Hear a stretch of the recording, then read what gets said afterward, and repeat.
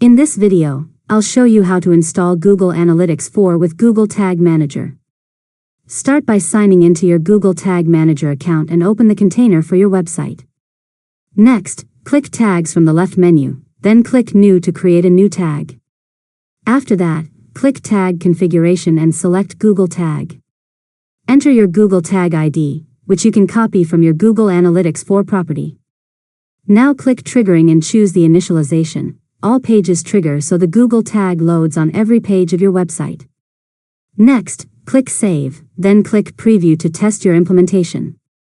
Enter your website URL and confirm that the Google tag is firing correctly in Tag Assistant. Finally, return to Google Tag Manager and click Submit. Enter a version name if you'd like, then click Publish to make the changes live.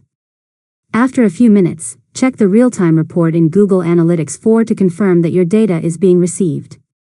And that's it. You've successfully learned how to install Google Analytics 4 with Google Tag Manager. If you found this tutorial helpful, make sure to subscribe to Learn Mode Lab for more tutorials.